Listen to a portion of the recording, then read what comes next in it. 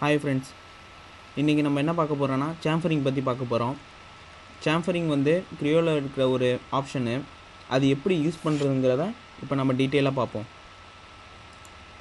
Cryo நான் open பண்ணி உங்களுக்காக ஒரு டயக்ராம் நான் ஒரு மாடலிங் வரைஞ்சிருக்கேன். இந்த மாடலிங்கை நம்ம எப்படி சாம்ஃபரிங் பண்ணுறோம்னு பார்ப்போம்.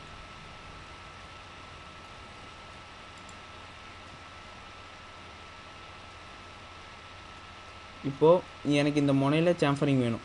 நம்ம லேத்தில் பண்ணுவோம்ல அந்தமாரி எனக்கு வேணும்னா இங்கே இருக்குது பாருங்கள்.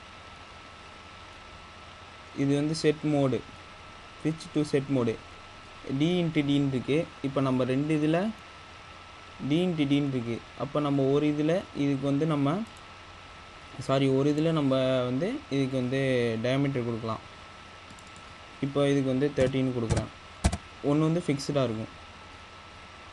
இப்போ நம்ம பிடிச்சி ட்ராக் பண்ணோம்னா இந்தமாரி வரும். நம்ம ஒன்றும் கொஞ்சம் கொஞ்சமாக ஸ்டெப் பை ஸ்டெப்பாக கூட நம்ம வந்து டைமென்ஷன்ஸ் கொடுத்து மாற்றலாம். அடுத்தது D/2னா இப்போ நம்ம ரெண்டு சைடும் நம்ம வந்து அளவு கொடுக்குற மாதிரி இருக்கும். இப்போ நான் 13 கொடுக்குறேன் ஃபஸ்ட் இதுக்கு. அப்புறமேட்டு இதுக்கு 14, இப்போ வந்து 14 கொடுக்குறேன். 14 கொடுக்குறேன். பார்த்தீங்களா மாறிட்டு. இது D/D.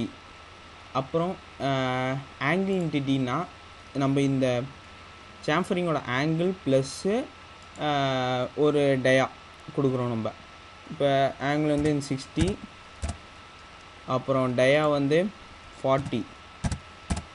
பார்த்தீங்களா இங்கே மாறும்.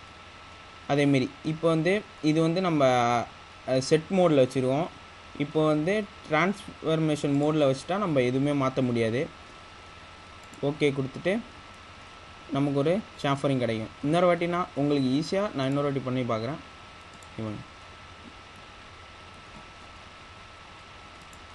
ஸோ இப்படி தான் நம்ம சாம்ஃபரிங் ஆப்ஷனை யூஸ் பண்ணணும்.